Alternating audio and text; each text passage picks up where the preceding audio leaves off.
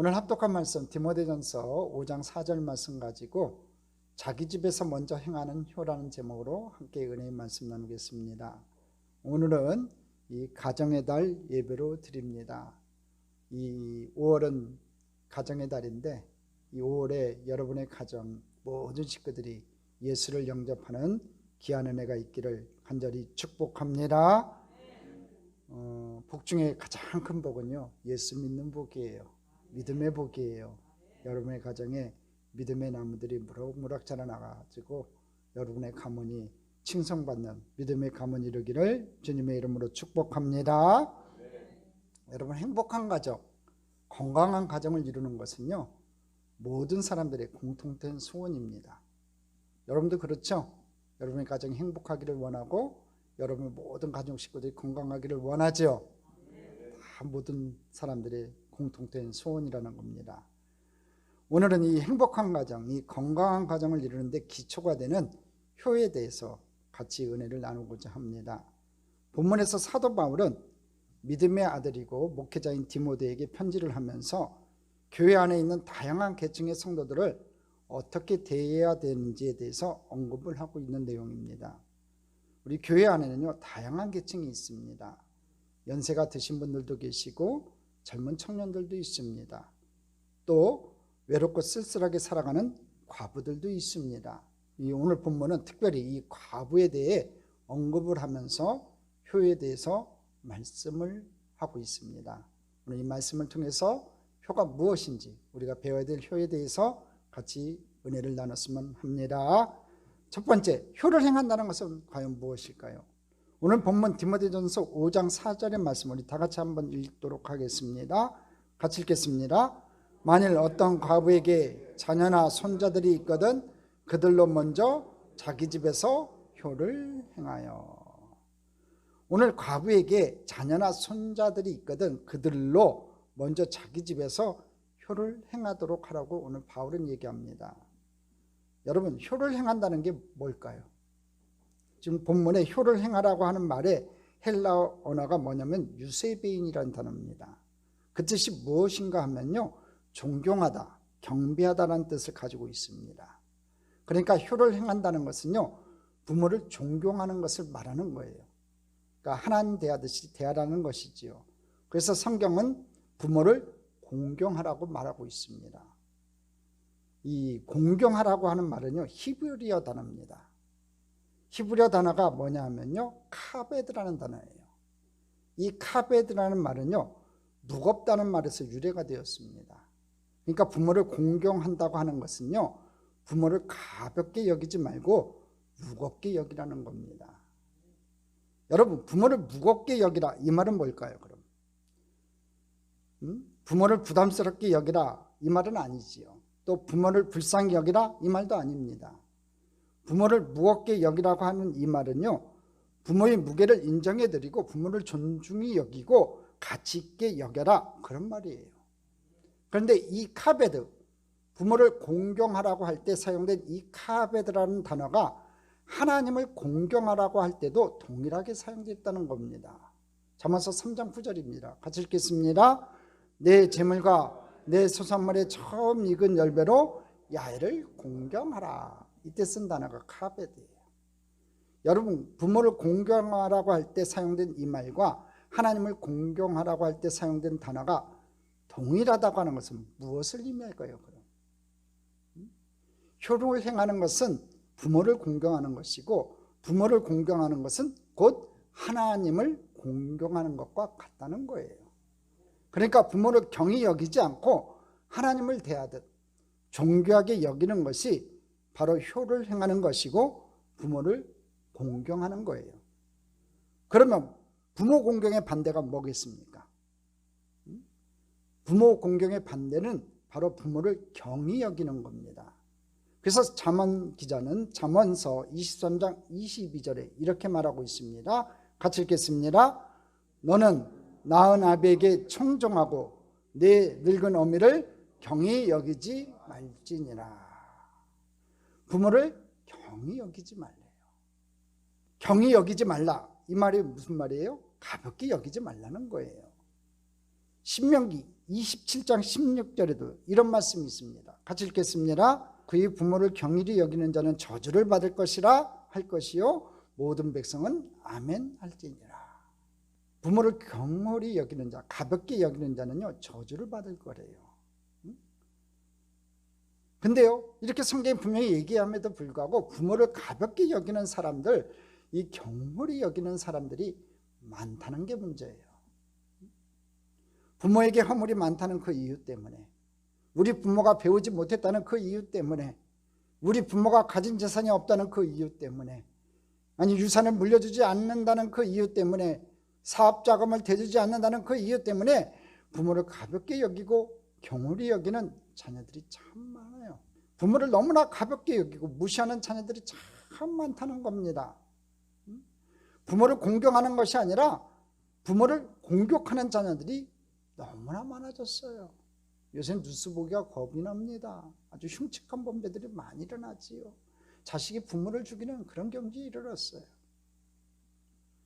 몇 년 전 이 경북 청도에서 68살 어머니가 막내 아들에 의해서 살해당하는 끔찍한 일이 벌어졌습니다. 근데 어머니는요 자신을 찌르고 달아나는 아들을 향해서 이런 말씀을 했다고 해요. 피 묻은 옷 갈아입어라. 피 묻은 옷 갈아입어라. 사람들에게 들키지 않도록 피가 묻은 옷을 갈아입고 나가라는 거지요. 아들은 경찰 조사를 받으면서 이 어머니의 마지막 말이 생각이 나서 많이 울었다고 합니다. 울면 뭐합니까? 여러분, 이것이 바로 부모의 마음이에요. 자기가 죽어가면서도, 자식의 손에 죽어가면서도 자식을 위하는 게 부모의 마음이에요. 자식이 아프면 내가 차라리 아파서라도 내 자녀가 나을 수 있기를 바라는 것이 부모님 마음이에요. 자식의 허물, 자식의 약점, 그 모든 것을 숨겨주고 싶어하는 것이 부모님 마음이에요. 물론 그렇지 않은 부모들도 있죠. 자녀를 자신의 욕망의 도구로 사용하려는 부모들도 없지 않아 있긴 해요. 그렇지만 대부분의 부모님 마음은 그렇지 않다는 겁니다. 그러므로 우리는 조건 없이 부모님을 공경해야 됩니다. 사랑해야 합니다. 성경을 보게 되면요 순종에는 조건이 있어요. 부모님 말씀에 무조건 순종할 수는 없어요. 조건이 있습니다.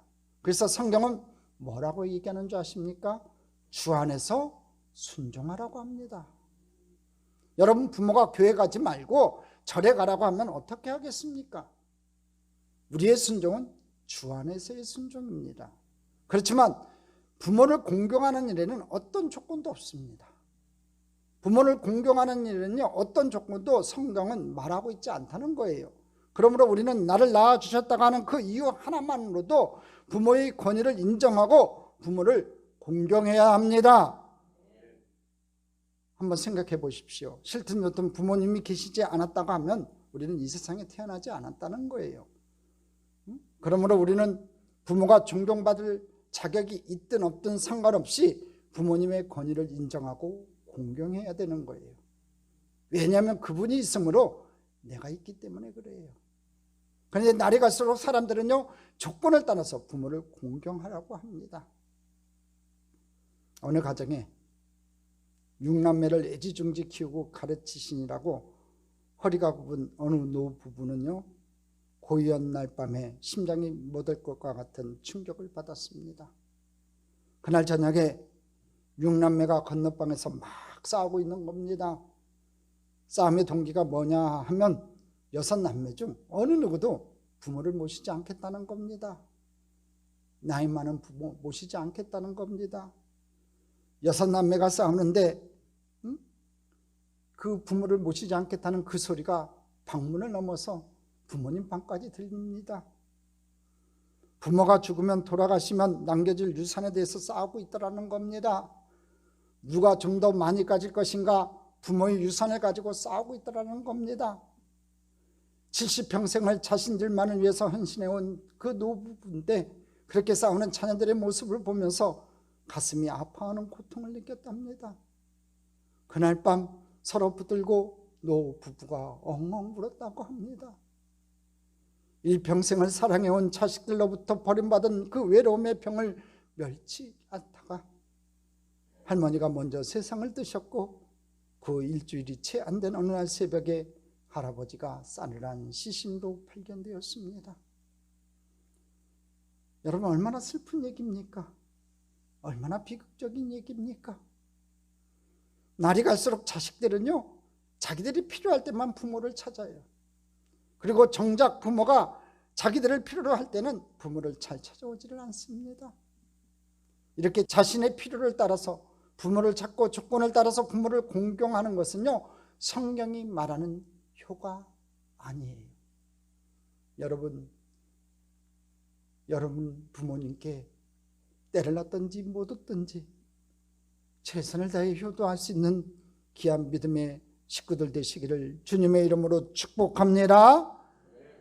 두 번째, 성경이 말하는 그런 효를 행하는 방법이 뭘까요? 성경이 말하는 효는요, 부모를 존경하는 거예요. 부모를 공경하는 거예요. 여러분, 부모를 공경하는 것은요, 부모의 무게를 인정하고 부모를 경홀히 여기지 아니하고 부모를 존중히 여기고 가치 있게 여기는 거예요. 그런데 사도 바울은요, 효를 행하되 먼저 자기 집에서 효를 행하라고 말씀하고 있어요. 4절 상반절이에요. 같이 읽어보겠습니다. 만일 어떤 과부에게 자녀나 손자들이 있거든 그들로 먼저 자기 집에서 효를 행하여. 여기 본문을 보면 먼저라는 말이 나옵니다. 먼저 뭐를 행하라고요? 효를 행하라. 여러분, 먼저라는 말은 뭘 말하는 겁니까? 시간적으로나 순서적으로 우선을 말하는 겁니다. 그러니까 어떤 일보다 효를 행하는 것, 부모를 공경하는 것이 먼저라는 거예요. 우선이라는 겁니다. 제일 우선되는 게 뭐예요? 효를 행하는 거예요. 여러분이 할 것 중에서 제일 먼저 해야 될 게 뭐라고요? 효를 행하는 거예요. 그런데 사람들은 반대로 해요. 내가 지금 돈을 버는 것을 우선이라고 생각을 하지요. 직장에 취직을 하는 것이 먼저라고 생각을 합니다. 아니, 내 자식 교육하는 것이 먼저라고 생각을 합니다. 내가 다른 사람들과 좋은 관계를 맺는 것이 우선이라고 생각해요. 그래서 부모에게 효를 행하는 것을 자꾸 뒤로 미룬다는 겁니다. 그렇지 않아요, 여러분? 내가 부모님 모시고 싶습니다마는 지금은 내 자녀를 교육해야 돼요. 돈이 많이 들어가요. 그러니까 내 자녀 대학에 들어가면 그때 내가 모실게요. 그런 말들 많이 하지 않아요? 근데 여러분, 그렇지 않습니다. 성경은 그렇게 말하지 않습니다. 부모에게 효를 행하는 것이 먼저라고 얘기를 하고 있습니다. 내 자녀를 교육시키는 것보다, 내가 돈을 버는 것보다, 직장에 들어가는 것보다, 내가 사람들과 좋은 관계를 맺는 것보다, 내가 여가 생활을 즐기는 것보다 중요한 게 뭐냐 이거지요. 부모에게 효를 행하는 것이 먼저라는 겁니다. 이렇게 성경은 부모를 공경하는 것을 가장 우선하고 가장 중요하게 다루고 있다는 거예요. 그럼에도 불구하고 많은 사람들이 기독교에 대해서 오해를 하고 있습니다. 제사를 지내지 않는다는 그 이유 하나만으로 기독교는 부모도 모르고 조상도 모르는 종교라고 비판을 하는 사람들이 많이 있어요. 근데요, 여러분 한번 잘 생각해 봅시다. 제가 목사라서 하는 얘기가 아니에요. 우리 기독교만큼 부모 공경을 강조하고 가르치는 종교는 이 지구상에 없어요. 한번 생각해 봅시다. 십계명 여러분 다 아실 겁니다. 우리 하나님께서 10가지 계명을 우리에게 주셨단 말입니다. 그 10가지 계명에서 1계명부터 4계명까지는요, 하나님에 관한 계명이에요. 나와 하나님과의 관계에서 행해야 될 계명이고요. 그리고 나머지 5계명부터 10계명까지는요, 우리 사람에게 주신 계명이에요. 그런데 우리 사람에게 주신 첫 번째 계명이 뭡니까? 5번째 계명이 부모를 공경하라는 겁니다. 우리 사람에게 주신 첫 번째 계명은 여러분, 부모를 공경하라예요. 더 나아가서 이 10가지 계명 가운데요, 축복의 약속이 담겨져 있는, 약속이 담보된 계명이 뭔지 아세요, 여러분? 5계명밖에 없어요. 나머지 9가지 계명은요, 여러분 축복의 약속이 담겨 있지도 않고요, 그런 것들이 들어가 있지 않아요. 뭐라고 되어 있습니까? 부모를 공경하라. 그리하면 내가 땅에서 잘되고 장수하리라. 여러분 잘되기 원하시죠? 장수하기 원하시죠? 모든 사람의 마음이 소원일 거예요. 자, 5계명 다시 한번 같이 읽어보겠습니다. 부모를 공경하라. 그리하면 내가 땅에서 잘되고 장수하리라. 부모를 공경하래요. 그러면 네가 땅에서 잘된대요. 그리고 장수한대요. 10계명 가운데 어떤 계명에 네가 이 계명을 지키면 내가 너에게 이렇게 복을 주리라고 한 계명이 있어요? 없다는 겁니다. 오직 뭡니까? 부모를 공경하라고 하는 이 계명에만 하나님이 이런 약속을 담보로 주셨어요. 그래서 약속 있는 첫 계명이라고 합니다. 또 성경에 보게 되면요, 부모를 경홀히 여기는 자는 저주를 받으리라고 했습니다. 아까 우리 잠깐 살펴봤던 신명기 27장 16절 다시 보겠습니다. 그의 부모를 경홀히 여기는 자는 저주를 받을 것이라 할 것이요 모든 백성은 아멘 할지니라. 부모를 경홀히 여기는 자는 저주를 받을 거예요. 가볍게 여기는 자는 저주를 받을 거래요. 잘 들으셔야 돼요. 또 출애굽기 21장 15절에도 이런 말씀이 있습니다. 같이 읽겠습니다.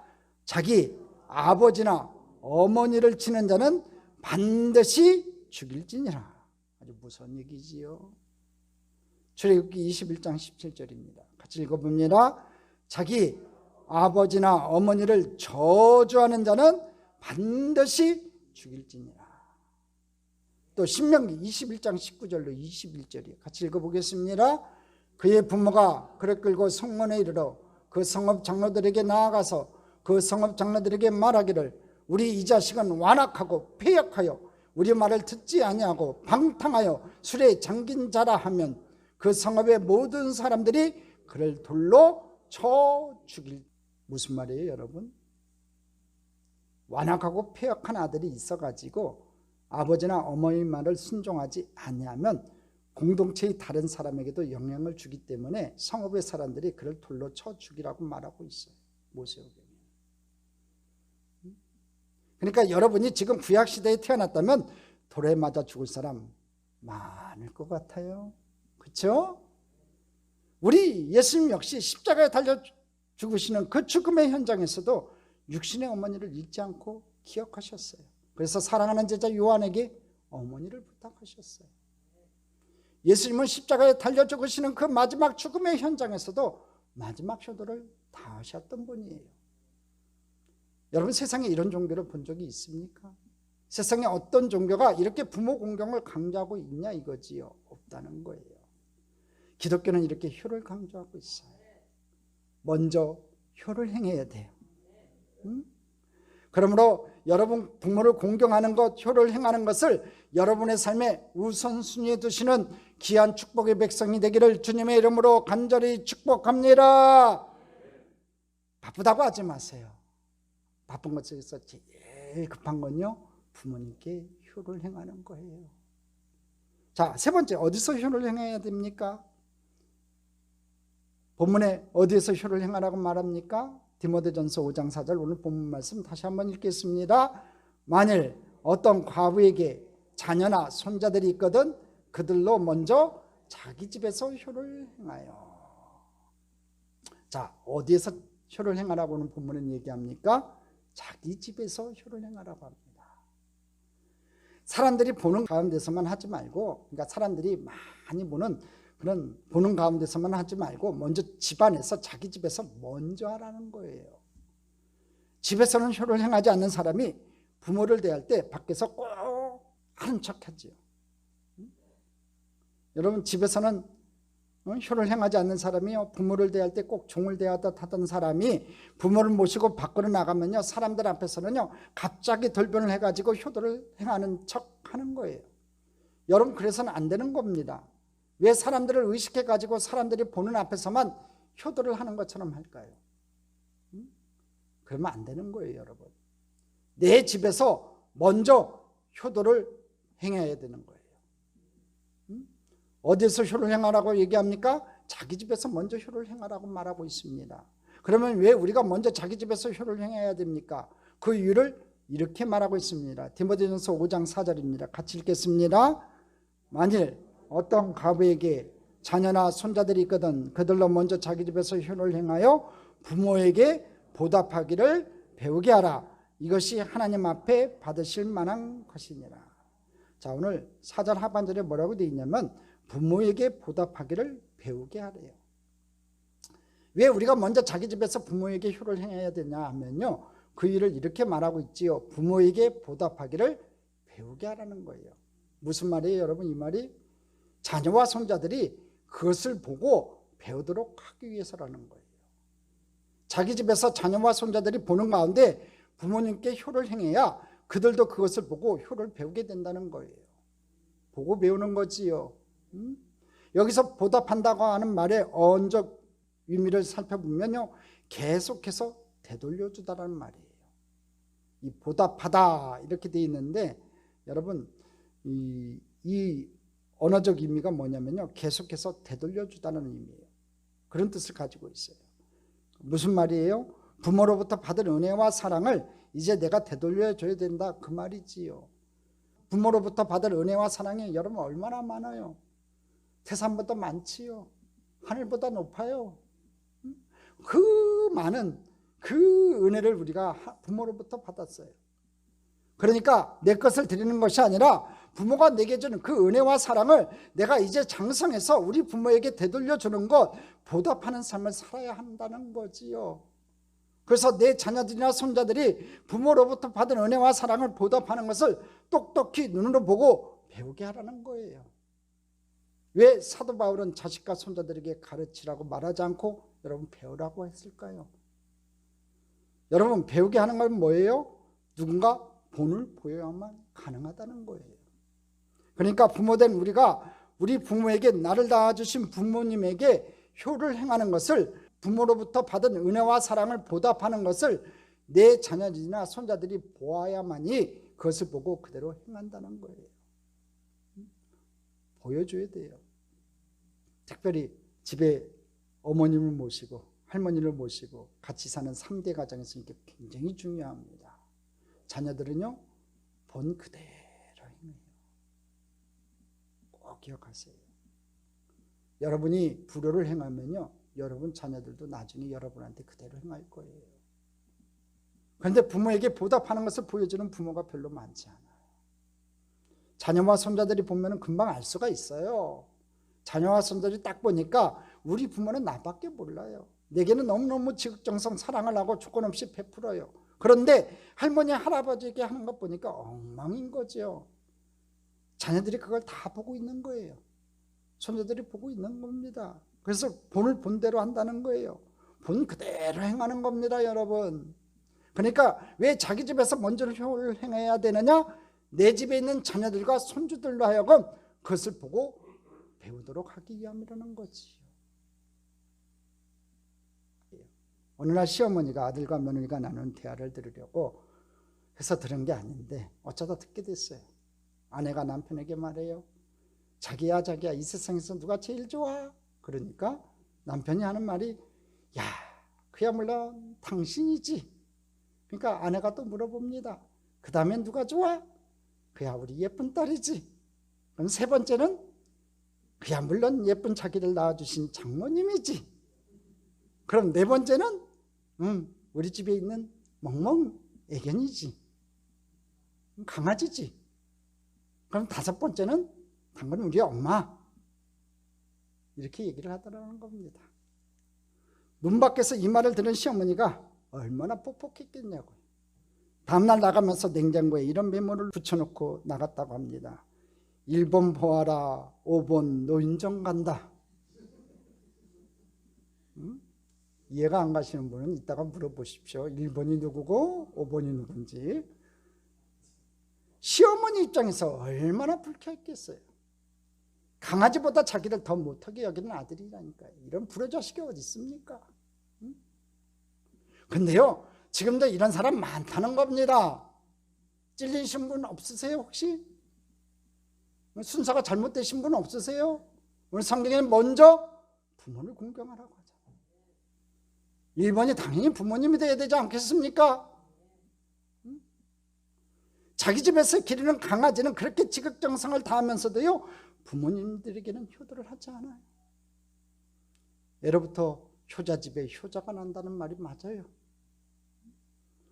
할머니 할아버지에게 효도하는 아버지 어머니의 모습을 보고 자란 자녀들이 결국 그 부모에게 효도를 한다, 그 말입니다. 자식은 부모의 모습을 보면서 배우고 행동하게 되어 있어요. 그래서 성경은 뭐라고 말합니까? 먼저 자기 집에서 부모에게 효를 행하라고 말합니다. 자녀들로 하여금 그것을 보고 배우게 하라고 말합니다. 왜 우리가 우리 집에서 먼저 효를 행해야 됩니까? 효를 행해야 하는 가장 궁극적인 목적은 그것이 하나님 앞에서 받으실 만한 것이기 때문이라는 거예요. 우리 다시 한번 디모데전서 5장 4절 같이 읽어보겠습니다. 만일 어떤 과부에게 자녀나 손자들이 있거든 그들로 먼저 자기 집에서 효를 행하여 부모에게 보답하기를 배우게 하라. 이것이 하나님 앞에 받으실 만한 것이니라. 부모에게 보답하기를 배우게 하라. 이것이 하나님 앞에 받으실 만한 것이니라. 우리 효를 행하는 것이 하나님 앞에 받으실 만한 것이래요. 근데 이것이 뭐예요, 여러분? 먼저 자기 집에서 효를 행하여 그래서 내 자녀와 손주들로 하여금 그것을 보고 배우도록 하는 거예요. 효를 행하는 거예요. 우리가 우리 집에서 부모에게 효를 행하면요, 부모를 공경하면 그것이 하나님 앞에 받으실 만한 것이 된다는 거예요, 여러분. 하나님은 이 우주 만물을 창조하신 분이세요. 그러므로 우리 하나님에게는요, 부족한 것이 전혀 없어요. 근데 부족한 것이 전혀 없으신 하나님께서 받으실 만한 것이 있다라고 오늘 성경은 얘기해요. 그게 뭐예요? 바로 부모에게 효를 행하는 것, 부모를 공경하는 것이라는 거예요. 그것이 하나님께 받으실 만한 것이 된다는 거지요. 하나님 앞에서 받으실 만한 것이라고 하는 것은요, 결국 뭘 말하는 거예요? 하나님께서 기쁨으로 받으시는 것을 말하는 거예요. 그래서 표준 새 번역에는 이렇게 말하고 있습니다. 이것이 바로 하나님께서 기쁨으로 받으시는 일입니다. 이렇게 번역을 해놨어요. 바로 하나님께서 기쁨으로 받으신대요. 뭐를요? 우리가 효를 행하는 것을. 하나님 진짜 기쁨으로 받으신다는 거지요. 그래요. 우리 하나님은 우리가 예배를 드릴 때 우리 예배를 기쁨으로 받으시는 것처럼 우리가 우리 가정에서 부모에게 효를 행하면 우리 예배를 기쁨으로 받으신 것처럼 우리의 부모 공경의 효를 행하는 것을 기쁨으로 받으신다는 거예요. 그러니까 해야 돼요, 말아야 돼요? 효를 행해야 되는 겁니다. 왜 하나님은 우리 효를 당신께 드리는 예배처럼 기쁨으로 받으실까요? 그럼 그가 뭔지 아세요, 여러분? 그것은 부모를 공경하는 것은요, 곧 하나님을 공경하는 것이 되기 때문에 그래요. 하나님은 이 땅에 당신의 대리인으로 우리 부모를 세워주셨어요. 그러므로 부모를 공경하는 것은요, 곧 하나님을 공경하는 것이 되는 거예요. 그래서 종교개혁자 마틴 루터는 이렇게 얘기합니다. 부모는 하나님의 대리자다. 부모는 하나님의 대리자다. 왜요? 하나님께서 부모의 생명을 통해서 우리에게 생명을 주셨기 때문에 그래요. 그러므로 부모에게 효를 행하는 것은요, 절대로 뒤로 밀어서는 안 되는 거예요. 먼저 행해야 되는 겁니다. 10계명 중에 다른 계명은 내가 지금 그 계명을 지키지 못했을지라도 시간이 지나고 난 다음에 내가 회개하고 그 계명을 지킬 수가 있어요. 그런데 이 10계명 중에 부모를 공경하라고 하는 이 5계명은요, 부모님이 세상을 떠나시고 나면 내가 아무리 가슴을 치고 정말 부모를 공경하고 싶어도 부모를 공경할 수 없는 계명이 되어버리고 마는 거예요. 제가 한이 남는 게 몇 가지 중에 하나가 뭔지 아세요? 저희 어머님과 마지막 헤어질 때가 제가 대학원 졸업고사 앞두고였어요. 추석 끝나고 졸업고사를 보게 되어 있었는데 퍼펙트한 점수를 받고 있어서 수석으로 졸업하는 건 문제가 없었어요. 그럼에도 불구하고 완벽하게 수석을 하고 싶어서 제가 추석 기간에 집에 있지 않냐고 기숙사에 혼자 가서 공부하겠다고 떠났어요. 그때 어머님이 야, 집에 좀 있지 하는데 제가 어머님 마지막 모습 보면서 그냥 떠나갔어요. 기숙사를 같이 학교로. 근데 마지막 어머님 모습 보면서 제가 쑥스러워서 못했던 고백이 하나가 있어요. 어머님 사랑합니다. 그 한마디 못한 게 얼마나 한이 되는지 몰라요. 졸업고사 끝나고 며칠 안 가서 어머님이 소천하셨다는 소식 들리고 그 병원에 달려가는데 살아생전에 그 마지막 모습에 어머님 사랑합니다, 그 말 한마디 못한 것이 얼마나 안이 되는지 몰라요. 저는 이 어버이날만 되면 그때만 생각나면 가슴이 아파요. 묘해져요. 어머님 사랑합니다, 아버님 사랑합니다, 존경합니다 고백할 부모님이 안 계셔서 가슴이 아파요. 부모님 세상 떠나시고 나면 내가 아무리 부모에게 효를 행하고 공경하고 싶어도 부모를 공경할 수 없는 그런 계명이 되어버린다는 말입니다. 그래서 송강전철은 이런 시조를 남겼습니다.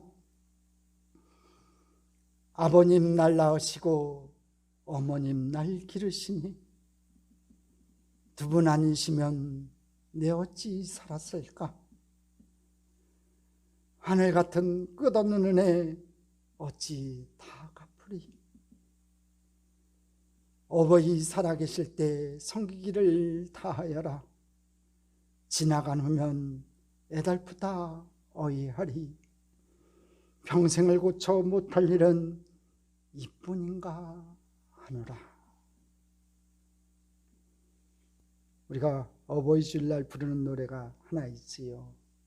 나실제 괴로움. 오늘 같이 한번 불러볼 텐데요. 후렴에 어머님 이 단어를 부모님으로 바꿔서 이 노래 함께 부르도록 하겠습니다. 같이 불러봅니다.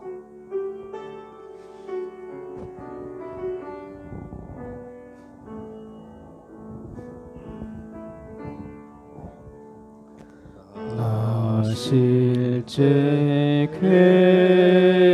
괴로움 다 잊으시고 길이 실제 밤낮으로 애쓰는 마음 진 자리 마른 자리 가라니시며 손발이 닿도록 고생하시네. 하늘 아래 그 무엇이 넓다리요. 부모님의 희생은 가히 없어라. 어려선 안고 없고 어려선 하고 없고 올려주시고 자라선 문기되어 기다리는 맘 알을 사 그릇을 사 자식 생각에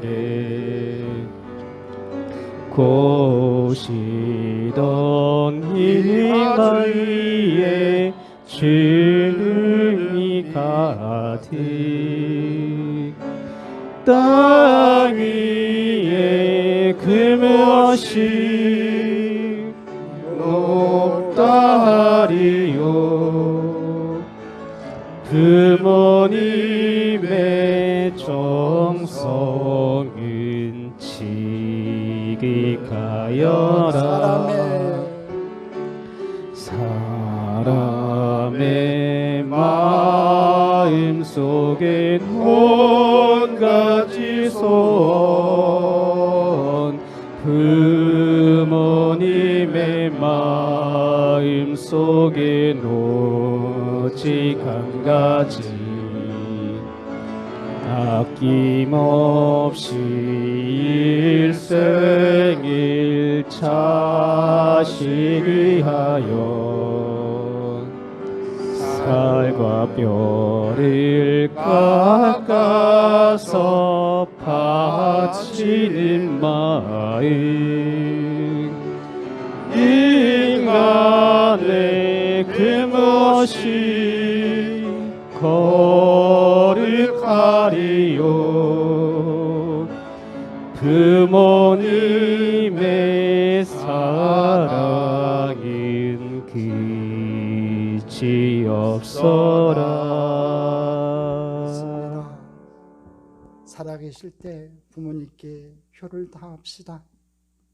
다시 한번 부모님을 마음에 되새기면서 가정에서 부모님께 효도를 다하는 주님의 귀한 백성들 다 되시기를 주님의 이름으로 축복합니다. 축복합니다. 축복합니다.